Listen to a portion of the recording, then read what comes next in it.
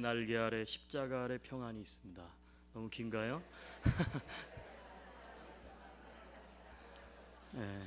아멘이세요? 네, 십자가 날개 아래 십자가 아래 평안이 있습니다. 네.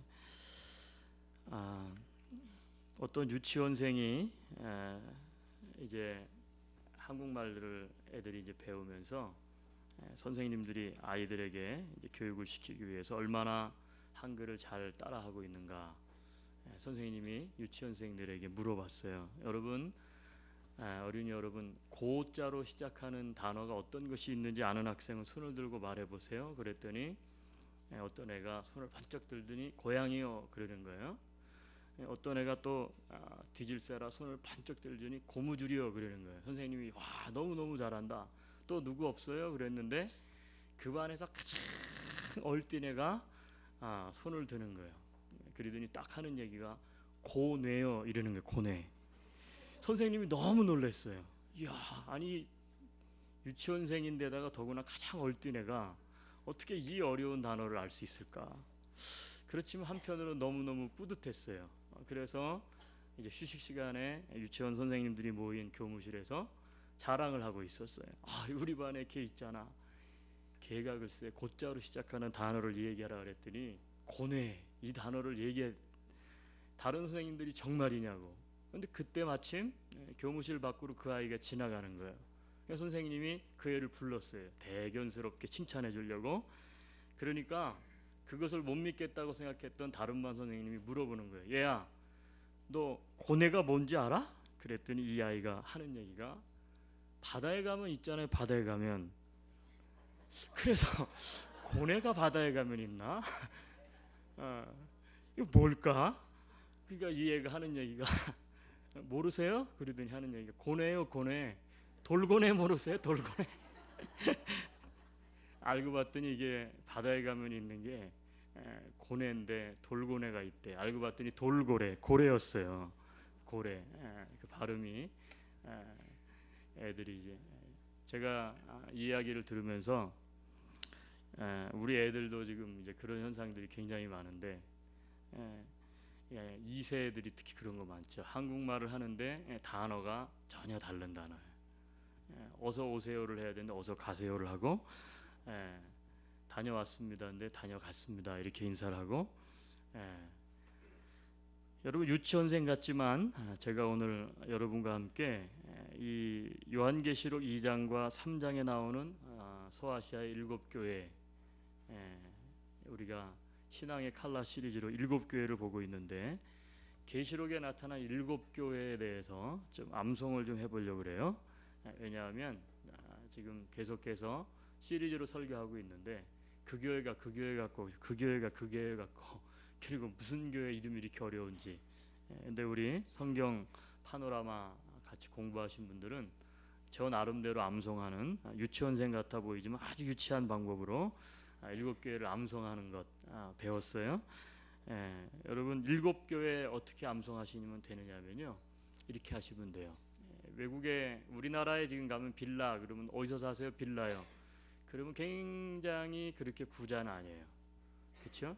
빌라는 우리가 한국말로 하면 다세대 주택 이렇게 표현할 수 있기 때문에 한 집인데 거기에 10가구 이상이 사는 거 그게 한국에서는 빌라죠. 근데 외국에서 당신 빌라에서 삽니다 그러면 와 이 사람은 대저택에 사는구나 그런 거죠. 그래서 이게 빌라에서 살되 이게 무슨 얘기냐면 내가 이민 왔는데 내가 정착 잘하고 해서 내가 좋은 저택에서 내가 살겠다 그런 굳은 의지를 가지고 7교회를 넣어가지고 여러분들이 암송을 해보면 이렇게 하시면 돼요. 빌라에서 살되 두고 보관 혹은 두고 봐. 그래서 첫째가 뭐예요? 빌라델피아 교회. 두 번째요 라오디게아. 그 다음에 에베소 교회. 서마나 교회. 두고 살대가 빠졌네. 빌라에서 살대는요 오늘 이제 배우게 되는 사대교회. 그 다음에 두고는요 두아디라. 그 다음에 마지막 하나는 뭐죠? 버가모예요. 그래서 두고 보자, 혹은 뭐 두고 봐, 혹은 두고 보관, 이렇게 해서 내가 기필코 정착 잘해서 좋은 저택에서, 이게 우리 그리스도인들의 목표는 아니겠지만 하여튼 내가 열심히 땀 흘려서 정착 잘하겠다. 빌라에서 살래 두고 봐. 옆 사람 굉장히 저를 유치하다는 듯이 쳐다보는 분이 있어요. 한번 해보세요. 시작. 7교회 해볼까요? 뭐라고요? 필라델피아, 라오디게아, 에베소, 서머나, 사대, 두아디라, 버가모. 금방 외우죠? 못 외우겠어요. 빌라에서 살래 두고 보간. 자, 오늘은 신앙 스타일, 신앙의 컬러, 5번째 유형인데, 내가 혹시 이 유형에 속하지는 않는지 4대 교회를 통해서 4대 신앙 스타일, 4대 스타일에 대해서 우리가 그 신앙에 대해 살펴보도록 하겠습니다. 빌라에서 살되, 이게 4대예요. 살되, 잘 살아야 되는데 잘 살고 있는지 말씀을 통해 한번 점검해 봅시다. 여러분, 이 4대 교회는 어떤 교회냐면, 4대 교회는 BC 700년경에 오늘날 터키죠, 소아시아 지역에서 가장 번성한 도시는 어디였느냐? 그것은 사데입니다. 왜 그러냐면 그 당시에 이제 루디아라고 하는 왕국이 있었는데, 이 루디아 왕국의 수도가 어디냐면 이 사데예요. 가장 큰 도시들 중에 하나예요. 이 루디아 왕국의 수도 사데는 두아디라라고 하는 도시로부터 약 30마일 떨어져 있는 교통과 상업의 요충지예요. 보니까 저희가 이번에 성지순례 가서 보니까 앞쪽으로는 허무스 강이 흐르고 뒤편으로는 몰루스 산맥이 자리 잡고 있는데, 보니까 아주 요새예요. 왜냐하면 뒤편으로는 독수리가 이렇게 새끼를 품고 있는 것처럼 산맥이 이 사대라고 하는 도시를 둘러싸고 있어요. 앞쪽에는 강이 흐르고요. 그리고 이 사대 마을을 들어오기 위하면, 이 성을 들어오려면 좁은 입구를 통해야만 들어올 수 있어요. 그러니까 산맥을 넘어서 도저히 공격을 할 수 없고 정면으로 그 좁은 계곡을 통해서만 들어갈 수 있는데, 그곳을 딱 막아서면 천혜의 요충지예요. 그래서 다른 도시와는 달리요, 이 사대는 한 번도 외적의 침입에 정복을 당하지 않았어요. 한마디로 말하면 아주 안전한 곳이에요. 이 사대는 그래서 그런지 루디아가 왕국의 수도로 삼은 곳이에요. 이 앞에 있는 이 허무스 강은 우리가 여러분들도 아실 거예요. 이 허무스 강의 유역을 따라 올라가면 이제 뭐가 있느냐 하면 마이다스 왕의 전설이 있어요. 신화가. 여러분, 마이다스 왕은 어떤 왕입니까? 모든 물건을 만지기만 하면 금으로 변하는 거예요. 그리스 신화에 나오는 거예요. 그런데 신기한 것은 뭐냐면 그 마이다스 왕의 신화가 깃들여 있는 곳이 허무스 강이에요. 후대 사람들이 그 강에서요 금을 채취하기 시작했어요. 사금이에요. 엄청난 양의 금이 이 강에서 나오는 거예요. 그러니까 마이다스 왕의 신화와 맞물려 있는 거예요. 그런데 이 사대는 이 허무스 강에서 채취한 금을 가져다가 세계 최초로 금화를 주조했어요. 그래서 세계 전역으로, 유럽으로, 그리고 애굽으로, 그리고 메소포타미아 문명이 있는 동방으로 뭘 했느냐? 이 금화를 유통을 시켰어요. 오늘날로 말하면 세계의 은행과 같은 중심지가 어디였냐면 사대라는 거예요. 그러니까 이 사대는 굉장히 부유했어요. 그리고 전략적으로 이 사대를 손에 넣기 위해서 많은 사람들이 공격을 했지만 좀처럼 이 요새를 정복하지는 못해요. 그러니까 아주 부강하고 그리고 굉장히 안전한 그곳이 어디냐? 이게 바로 사대라고 하는. 그런데 이 사대에도 그 당시에 모든 도시들이 그랬던 것처럼 이방 신전과 그리고 이방신을 숭배하는 온갖 우상들이 너무너무나 많이 자리 잡고 있었어요. 그래서 도덕적으로도 굉장히 타락했던 것이 어디냐? 이게 이제 4대입니다. 4대. 이 4대 루디아 왕국이 이제 역사적으로 보면 나중에는 페르시아의 고레스 왕에 의해 최초로 점령을 당하고, 그리고 나서 이제 로마에 의해서 다시 점령을 당하게 돼요. 오늘 성경에 나오는 4대 교회는 그 로마가 정복하고 있을 당시에 그 화려했던 문명의 터전 후에 자리 잡았던 이 4대라는 도시가 완전히 회파되고 난 다음에 그곳에 있었던 교회도 문제가 있었던 거예요.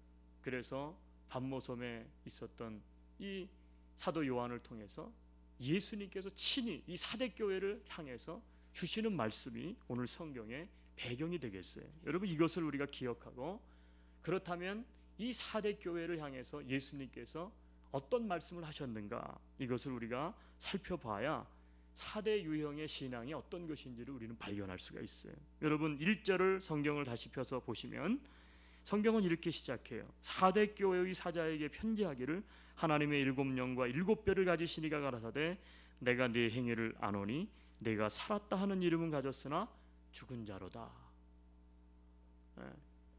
예수님께서 친히 가라사대 뭐라 그랬느냐? 내가 네 행위를 아노니 내가 살았다 하는 이름은 가졌으나 죽은 자로다. 다른 교회는요, 그래도 한번 칭찬을 해요. 먼저, 자, 너희들이 그래도 이러이러한 좋은 것이 있다. 그런데 그러나 너희들 이거 고쳐야 된다. 이렇게 말씀해 주셨는데, 4대 교회는 가장 신랄하게, 가장 혹독하게 예수님께서 직접적으로 칭찬은 한마디도 없고 책망부터 하신 교회가 어디냐? 이게 4대 교회예요. 근데 책망의 내용이 뭡니까? 네가 살았다 하는 이름을 가졌지만 죽었다는 거예요. 여러분, 4대 교회를 진단하는데 산 것처럼 보이지만 실은 죽은 교회다.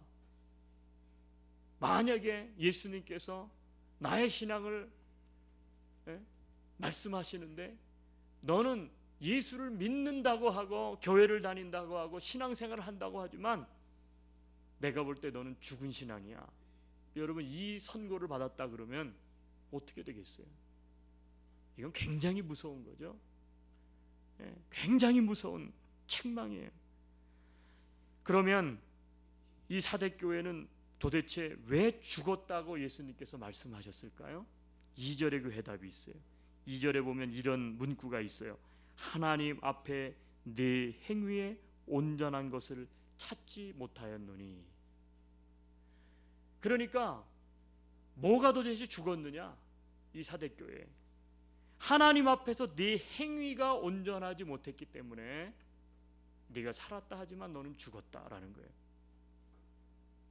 여러분, 이 말은 무슨 얘기입니까? 행위가 없다는 거예요. 예수님을 믿는다고는 하는데 예수님 믿는 행위가 없어요. 삶 속에 그 행위가 흔적도 없는 거예요. 여러분, 마태복음 7장 16절에 보면 예수님도 동일한 책망을 하셨죠. 뭐라 그랬습니까? 그의 열매로 그들을 알지니 가시나무에서 포도를 또는 엉겅퀴에서 무화과를 따겠느냐. 예수님이 그랬어요. 어떻게 사람들이 당신의 제자인 것을 알 수 있겠습니까? 예수님이 딱 이야기하는 거예요. 나의 제자인 것을 아는 방법은 한 가지가 있다. 그건 뭐냐면 그의 열매로 그들을 안다. 가시나무에서 어떻게 포도를 맺을 수 있겠냐? 엉겅퀴에서 무화과를 어떻게 딸 수 있겠느냐? 그러니까 가시나무에서는 포도가 열릴 수가 없죠. 그렇죠? 엉겅퀴에서는 어떻게 무화과가 열릴 수 있겠어요? 그러니까 열매를 보면 안다는 거예요. 아, 포도가 열매가 있구나. 그러면 이 가지는, 이 나무는 포도나무인 거예요. 무화과가 열매가 열리면 이 나무는 무화과인 거죠. 가시나무에서 어떻게 여러분 포도를 엉겅퀴에서 무화과가 열릴 수 있겠어요? 절대 그럴 수 없죠. 그러니까 우리의 삶 가운데 믿음의 열매가, 성령의 열매가 맺힐 때에 비로소 이 사람은 믿음의 사람이구나, 예수의 사람이구나, 이걸 알 수 있다는 거예요. 그런데 사대교회는 열매가 없다는 거예요. 신앙의 행위가 전혀 죽어 있다는 거예요. 그러니까 그 신앙이 살아있다고 볼 수 없다는 거예요. 교회 생활은 했지만 주님의 뜻대로 산 흔적이 없다는 거예요. 예. 여러분, 이스라엘 백성들 하나님의 백성들이었는데 이사야 선지자를 통해서 하나님이 이사야서 5장 4절에 가보면 이 이스라엘을 책망하실 때 어떻게 책망하셨느냐 하면, 여러분 성경을 한번 열어봅시다. 자, 이사야서 5장 4절. 예.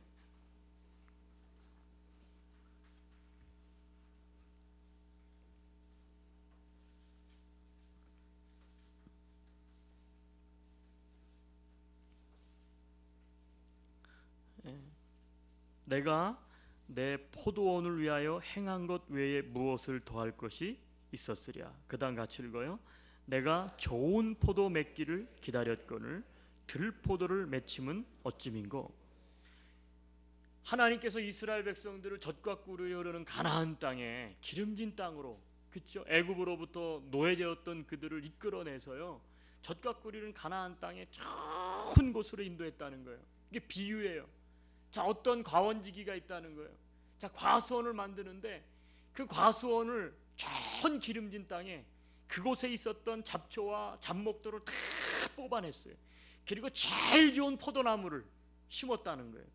이스라엘이, 내 백성이 마치 그와 같다는 거예요. 하나님께서 그렇게 해주셨다는 거예요. 그리고 과원지기가 이제 가꾸고 그리고는 기다린 게 있어요. 그게 뭐예요? 좋은 땅에 심었고 좋은 포도나무를 심었으니까 좋은 포도 열매 맺기를 기다렸다는 거예요. 그런데 들포도를 맺었다는 거예요. 여기 말로 하면 애플을 심었는데 크랩 애플을 맺은 거예요. 아무 쓸데기도 없는 크랩 애플. 들포도. 여러분 마찬가지예요. 하나님께서 우리를 부르시고 십자가에서 당신의 아들을 죽이시면서 핏값으로 죄 많은 우리들을 어떻게 했냐면 구원하셨어요. 왜 구원하셨습니까? 주님께서 우리에게 기대하시는 바가 있는 거예요. 우리를 통해서 좋은 열매를 보기 위해서. 그렇죠? 그런데 우리가 삶 속에서 우리가 믿음의 열매, 성령의 열매를 맺지 못해요. 들포도를 맺어요. 그러면 똑같은 거예요. 이스라엘 책망과 같이. 어떻게 들포도를 맺었느냐? 이 일이 어찌 된고? 여러분, 사대교회가 그렇다는 거죠. 사대교회가 좋은 환경의 터전 가운데 세워졌다고요. 그렇지 않아요? 부와, 그쵸? 그 다음에 안전함과 그곳에 사대교회가 세워졌는데, 그리고는 하나님께서 기대했어요. 이 교회는 환경도 좋고 모든 것이 풍요롭다. 그러니까 더욱 열심히 더 좋은 열매를 거둘 수 있겠지. 그런데 들포도를 맺었다는 거예요. 여러분, 교회가 죽는 것은, 제가 가만히 보니까 교회들 죽어요. 어떤 분은 목사님, 교회가 왜 죽습니까? 하나님의 교회인데. 아니요, 교회가 죽어요. 하나님이 문제가 있어서 죽는 게 아니라 그 교회를 이루는 지체, 성도들의 믿음이 문제가 있을 때 교회는 죽는 거예요. 당연한 거 아니겠어요? 교회가 죽는다. 어떤 교회가 죽을까? 몇 가지 유형을 제가 살펴봤더니, 과거의 업적에 집착하는 교회가 죽어요. 이게 무슨 얘기냐면, 우리가 옛날에는 이랬는데, 옛날에는 저랬는데, 그리고 이제는 그 향수병에 걸렸어요. 거기에 집착해갖고 움직이질 않는 거예요. 두 번째는 생명보다 형식에 치우칠 때에 교회가 죽습니다. 교회는 유기체라 그랬어요. 자라나는 거예요. 교회는 생명체고 유기체예요. 그런데 생명체이기 때문에 생명에 집중을 해야 돼요. 교회는. 생명은 누가 가지고 있어요? 성도들이 가지고 있는 거예요. 근데 교회가 생명에 집중을 하지 않고 형식에 치우치게 될 때 어떻게 됐느냐? 교회는 죽어요. 세 번째로 제가 보니까 현실에 안주하려 할 때 죽습니다. 현실에 안주하려고 할 때 이만하면 됐어. 그리고 귀찮은 일, 좀 힘든 일, 어려운 일 안 하려 그래. 안 하려 그래. 그리고 꼭 이름 내는 거, 꼭 명분 있는 거 이런 것만 하려 그래. 그러면 교회는 죽어요. 네 번째로 행함이 없을 때 교회는 죽습니다. 행함이 없을 때. 교회가 소위 말해서 역동성이 없으면 교회는 죽어요. 교인들의 삶이 변화되지 않으면 어떻게 됩니까? 교회는 죽게 돼 있어요. 그러니까 내적으로 외적으로 도전이 없어요. 그러면 어떻게 됩니까? 교회가 죽을 수 있다는 거예요.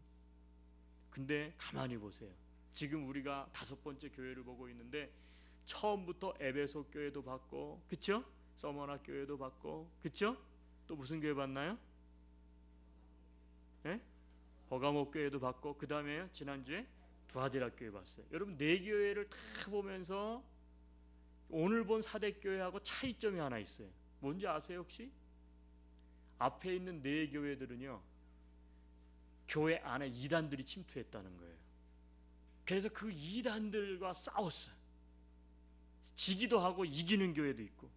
근데 사대교회는 6절까지 살펴봐도 특징이 있는데 뭐냐면 이단이 침투해서 들어오질 못했다는 거예요. 그 얘기는 무슨 얘기냐? 굉장히 좋은 측면에서 보면 거짓 선지자도 없었고 이단들도 없었고 여러 가지 예수 그리스도를 믿는다고 핍박도 없었고 평안했다는 거예요. 그러면 교회가 더 좋아야 되잖아요. 그런데 오히려 그것이 이 사대교회를 죽게 만든 거예요. 오히려 무기력하게 만들었어요. 여러분 우리가 조심해야 될 게 있어요. 그게 뭐냐면 이 평안할 때 조심해야 돼요. 사람이 고난이 없고 문제거리가 없고 평안하면요 어떤 현상이 나타나요? 나태해져요. 게을러져요. 여러분 우리의 몸이 그냥 맨날 좋은 것만 먹고 좋은 것만 보고 맨날 놀러 다니고 그랬으면 좋겠다. 그러면 우리의 몸이 굉장히 좋아질 것 같지만 그렇지 않아요. 여러분 살이 언제 찝니까? 밤새 일하고 열심히 땀 흘리고 이런 사람들은 살이 찔 수가 없어요. 그죠? 그런데도 찌는 분들은 모르겠어요. 기도해 보세요. 왜 찌나? 그런 사람은 별로 없어요. 어때요? 게으르고 나태하고 그리고 어때요? 편하고 그럴 때 막 살이 찌는 거예요. 굳은 살도 찌고 막. 여러분 평안할 때 조심해야 돼요. 다윗 왕이 얼마나 믿음이 좋았습니까? 믿음 그러면 최고 다윗의 믿음을 따라갈 사람이 어디 있어요? 그런데 다윗이 유일하게 범죄했을 때가 있다고요. 실패했을 때. 그때가 언제예요? 다윗이 가장 나태하고 평안할 때. 왕궁 옥상을 거닐다가 밧세바가 목욕하는 거 보고 밧세바를 범했어요. 그러니까 여러분 우리가 이민생활 가운데도요 문제거리가 없고 좋은 일만 있고 평안하고 뭐 고민거리도 없고 그게 꼭 우리 인생 가운데 좋은 것만은 아니라는 사실을 기억하셔야 돼요. 때로는 주님께서 우리에게 어떻게 돼요? 문제거리를 허락하실 때가 있어요. 왜? 그래야 내 믿음이 살아나니까. 그래야 내가 긴장감을 가지고 그렇죠? 살아있는 삶을 살기 때문에. 여러분 찰스 알렌이라는 교회 성장학자가 교인들을 대상으로 해서 설문조사를 해봤어요. 아마 이거를 잘 한번 들어보세요. 교인들을 대상으로 이렇게 이야기했어요. 결과는 첫째, 자신을 교인이라고 생각하는 사람들 중에 20%는 전혀 주일 예배에 출석하지 않는다. 놀라운 거 아니에요? 여러분 어떻게 교인입니까? 그런데 교회에, 소위 말해서 교회에 재적, 멤버십은 가지고 있는데 주일 예배에 참석하지 않는 사람이 항상 20% 있다는 거예요.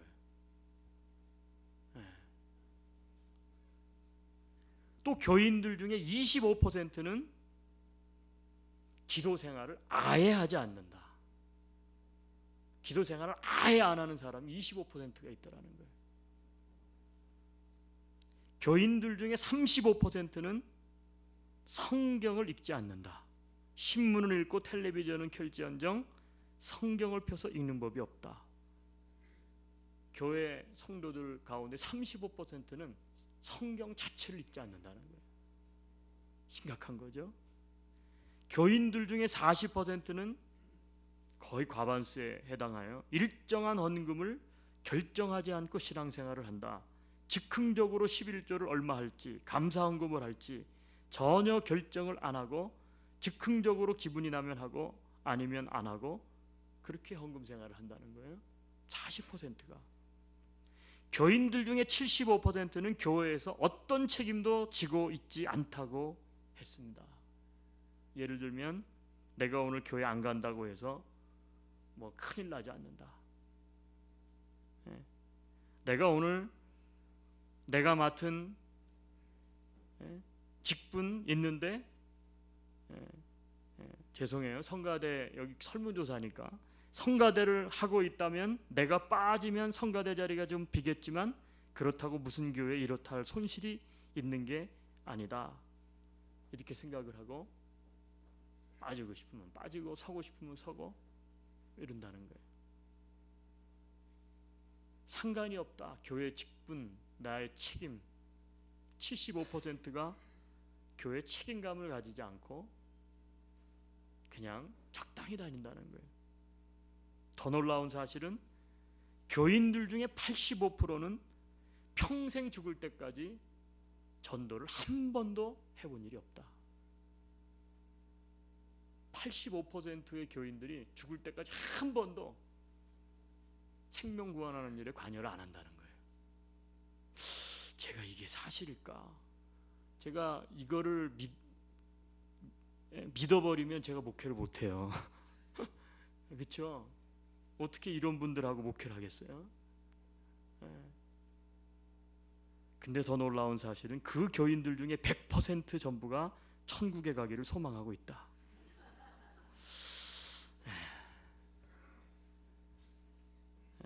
여러분 생각해 볼 일입니다.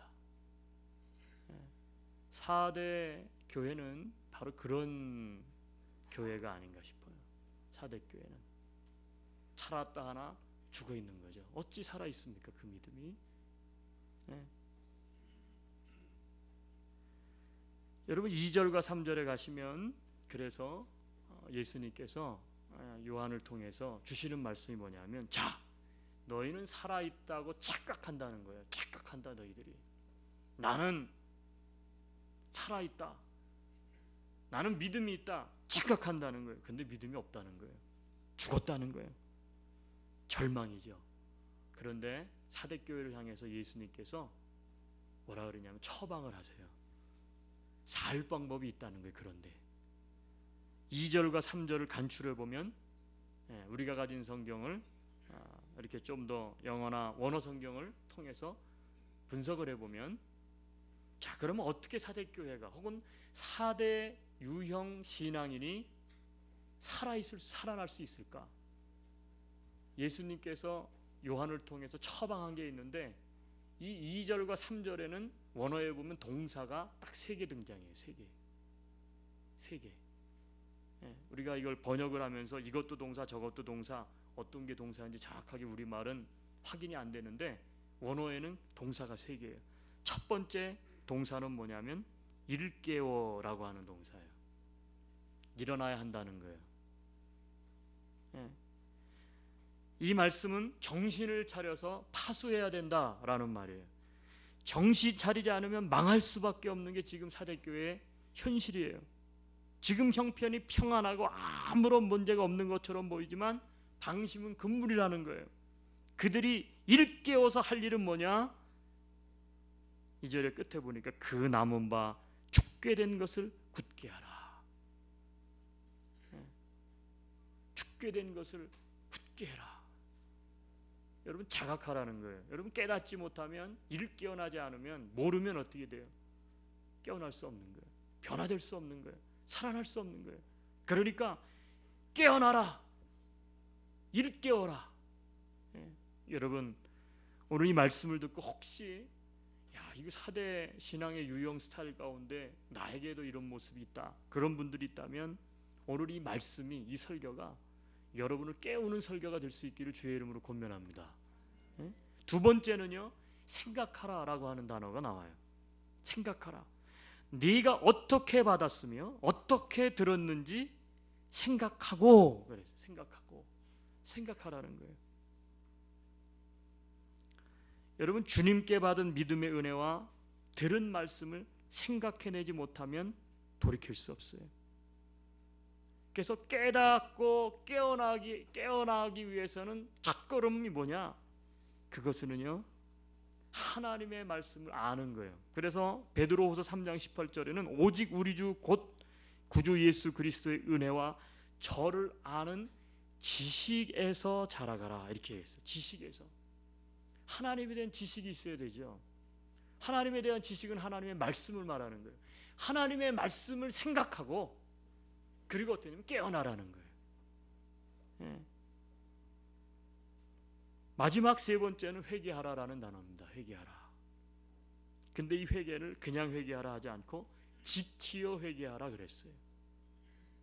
여러분, 회개는 마음의 작용이, 이 마음이 내가 잘못했다, 하나님 내가 잘못했습니다, 마음의 작용뿐만이 아니라 회개는 행동화해야 된다는 거예요. 지키어 회개하라는 데는 머리로만, 내가 마음으로만 잘못했습니다, 그게 아니라 그랬다면 지켜라, 지키어서 회개하는 거, 이게 뭐냐면 진정한 회개라는 거예요. 행동이 따르는 회개. 오던 길로 되돌아가는 것.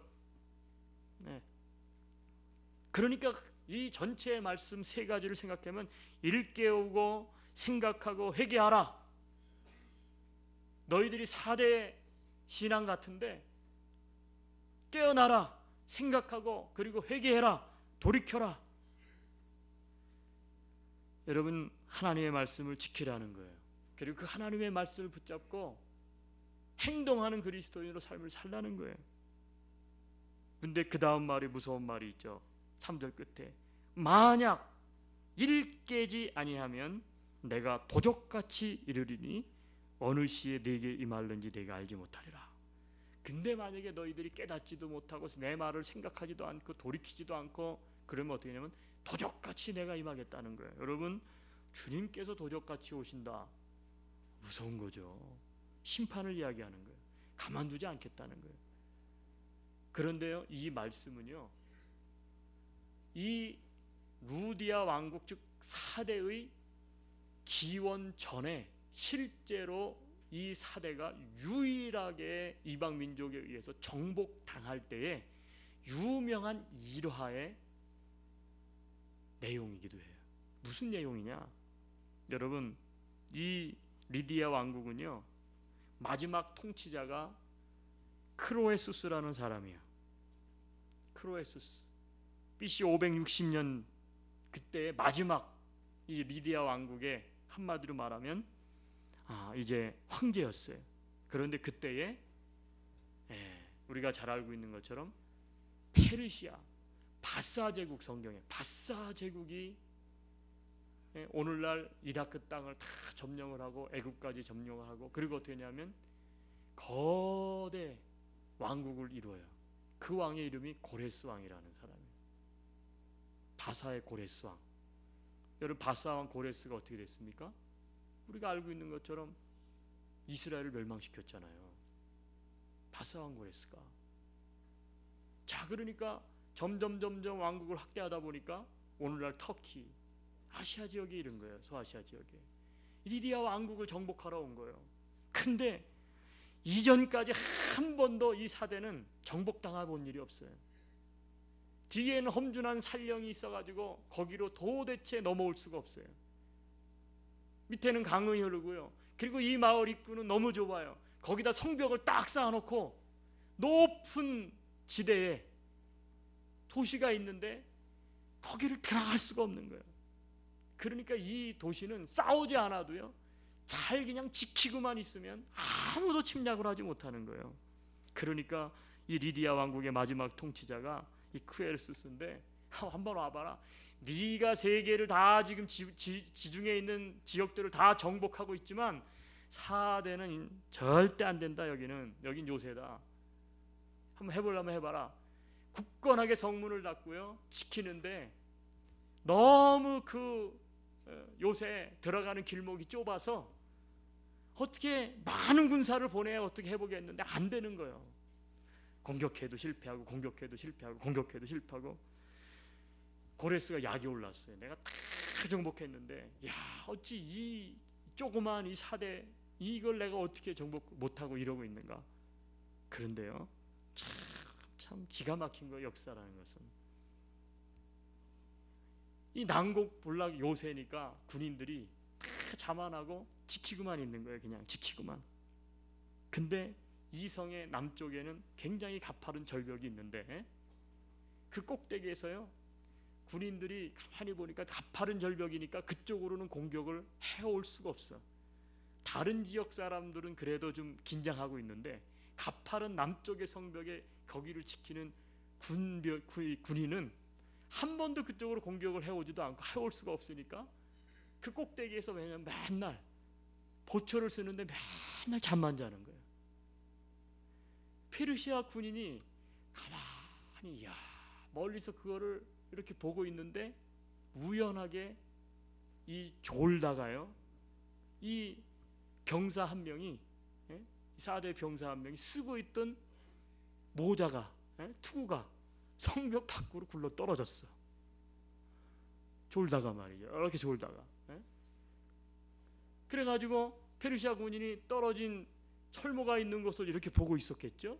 근데 놀라운 일이 뭐냐면 해가 으스름하게 졌는데, 아니 철옹성 같은 이 사대 성 안에 있는 병사가 몇 명이 어디서 나타났는지 나타나고 성 밖으로 나와가지고 그 철모를 가지고 싹 들어가는 거예요. 어디로? 숲속으로 사라지는 거예요. 이상하다. 문은 다 정해져 있는데 저 가파른 절벽 어떻게 어디로 해서 나와가지고 저쪽을 가져가지?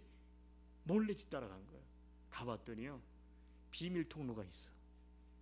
비밀 통로가 가파른 절벽 사이에 거기에 무너진 돌이 하나 빠져 있는데 거기를 위장을 해놓고 그리로 드나드는 거예요. 그게 일종의 뭐예요? 개구멍이죠, 우리말로 말하면. 그래가지고 그거를 고레스 왕에게 보고를 한 거예요. 개구멍이 있다. 고리로 병사들이 몰래 한 놈씩 드나들더라. 그래가지고는요, 고레스 왕이 오늘날로 말하면 특공대를 보낸 거예요. 그래가지고 그 개구멍으로 밤에 잠들어 있는 사이에 특공대를 들여보냈어요. 그래가지고 성문을 열게 했어요. 그래가지고 이 사대성이 함락을 했다고요. 그래가지고 루디아 왕국이 멸망을 했어요. 자, 이게 역사 속에서 사대라고 하는 도시가 멸망을 했던 실제로 있었던 스토리예요. 예수님께서 요한을 통해서 그것을 기억나게 하는 거예요. 자, 옛날에 이 루디아 왕국이 어떻게 멸망했는지 너희가 모르느냐? 깊은 잠에서 깨어나라. 안일함 가운데서 벗어나라. 일깨어라. 깨어나라. 돌이켜라. 회개하라. 너희들이 잠들어 있고 평안하다 하고 안주해 있는데 내가 도적같이 말 것이다. 실제로요, 저 고레스 왕은 우리를 결코 침입할 수 없다. 그래가지고 전부 자빠져 자고 있었다는 거예요. 이튿날 일어났는데 모두가 포로가 돼 있었어. 여러분, 주님은 당시에 세상의 희망이어야 될 4대 공동체와 성도들이 다시 한번 세속화와 어둠 속에서 방심하며 기분 좋게 잠들어 있는 것을 보신 거예요. 이래서는 안 되는데 돈과 여유 그리고 환경적인 축복이 그들의 믿음을 지킬 것처럼 착각하고 기도를 망각하고 주님의 음성을 듣지 못하고 주님의 마음을 떠나 있으면서도 만족함에 빠져 있는 4대 교회, 4대 교회 성도들을 향해서 주님께서 탄식하신 거예요. 영락없이 저거는 죽을 목숨인데. 여러분, 우리가 살아가고 있는 이 캐나다는요, 얼마나 부유합니까? 신앙생활하기에 얼마나 박해도 없고 편안합니까? 물질 얼마나 많습니까? 얼마나 편안한 환경 가운데 있습니까? 여러분, 우리가 이민생활 하기 때문에 힘든 거지, 그렇죠? 이민생활 초기 단계를 지나고 정착하고 나면 캐나다 같은 곳이 어디 있습니까?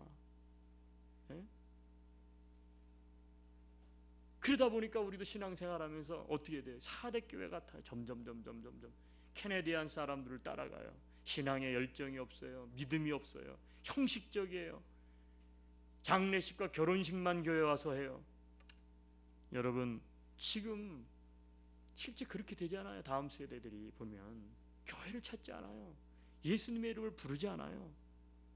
그러면 그 사람들을 향해서 예수님께서 잘한다 하시겠어요? 뭐라 하시겠어요? 그리고 맨날 쓰는 거는 크리스찬, 그리스도인이라는 거예요. 캐나다 기독교 국가. 여러분, 캐나다가 어떻게 기독교 국가예요? 그거 옛날 얘기예요. 죽어가고 있는 거죠. 조지 바나라는 분이 있어요. 이분이 쓴 책 중에 주전자 속의 개구리라는 책이 있어요. 그 책에 보면 주전자 속에 미지근한 물을 넣어놓고 개구리를 거기다 집어넣고, 미지근하니까 처음에 개구리가 모르잖아요. 서서히 열을 가하기 시작해요. 근데 개구리는 자기가 죽는 것도 모르고 기분 좋게 천천히, 어떻게 하면 조금씩 뜨뜻해지니까 죽는 줄도 모르고 기분 좋게 있다가 결국은 죽는지도 모르고 죽는데요. 여러분, 우리가 어떻게 지금 죽어가고 있는지 다 괜찮아. 아이 뭐 오늘 아니면 내일 하고 죽어가고 있는데, 신앙이 지금 죽어가고 있고 병들어 있고, 근데 기분 좋게 평안하다. 여러분, 깨어날 때입니다. 깨어나야 합니다. 저는 지금 뭐 조금 있다가 우리 함께 기도하는 시간을 갖겠지만, 우리나라가, 우리 조국이 지금 풍전등하잖아요. 북한이 포 쏘고 또 한국은 이제는 더 이상 안 되겠다 맞대응하고 있고, 지금 군사 최고 남북한 장교들이 모여서, 장성들이 모여서 지금 몇 차례 벌써 회담을 하고 있잖아요. 그리고 뭐 지금 오늘 아침 뉴스를 보니까 북한의 75%의 전력을 지금 전시 상태로 전환했다는 거예요. 그래서 잠수함의 75%가 기지를 떠났대요. 지금 어디에 있는지 몰라 지금.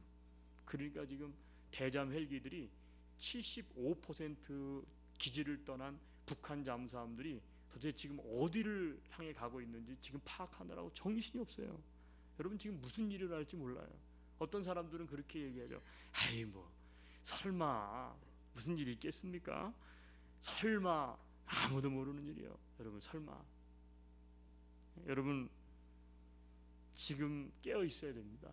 깨어 있어요. 한국의 여론이 얼마나 무섭습니까 지금? 얼마나 무서워요. 여러분, 한국의 지금 우리의 조국의 교회들이 어떻습니까? 지금 다 너무 세속화되어 있고, 성도들이 세속화되어 있고. 아유, 여러분, 나는 잘 떠났다 한국. 그런 꼴 안 보고 에이 뭐 어떻게 되지, 난 상관없어.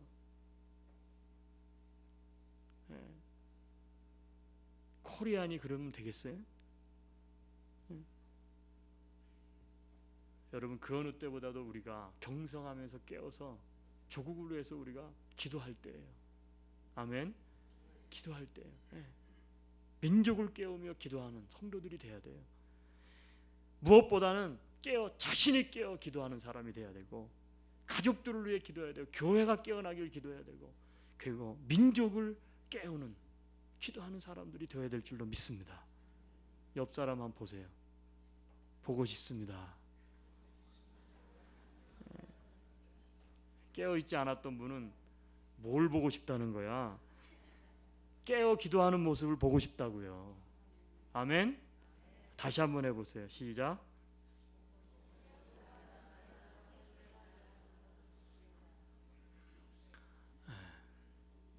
목사님이 요즘 경기도 나쁘고 그냥 죽겠는데 죽는 소리만 하시고 막 책망만 하시고 어쩔 수 없어요. 7교 교회를 하다 보니까 사대교회 왔네요. 근데 보세요. 4절 여러분 그렇게 책망을 하시고 처방을 하셨어요. 그리고 나서는 어떻게 했냐면 약속을 해주셨어요. 약속. 사대교회는 죽은 교회로 책망을 받지만 아직도 희망은 있다는 거예요. 그래도 그죠? 그 옷을 더럽히지 않은 누가 있어요? 몇 명이 있어요. 몇 명. 다 그러면 죽은 거지. 그건 끝장난 거예요. 소망이 어디 있어? 다 끝장난 거지. 근데 아직 남은 자가 있어. 근데 소수요. 몇 명이 있다는 거예요. 여러분 이게 희망이에요. 여러분 하나님의 역사는요 항상 요 소수의 몇 명이 남아있는 요 사람들을 통해 역사해. 믿으십니까? 그렇잖아요.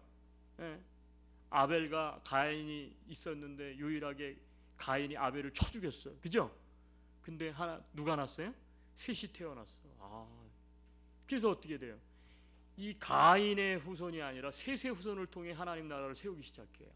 근데 또 이게 셋의 하나님의 백성 후손들과 가인의 후손들이 또 그냥 세속화돼 가지고 그냥 하나님 없다 그러고 바벨탑 쌓고 그래가지고 또 왕창 무너뜨리잖아요.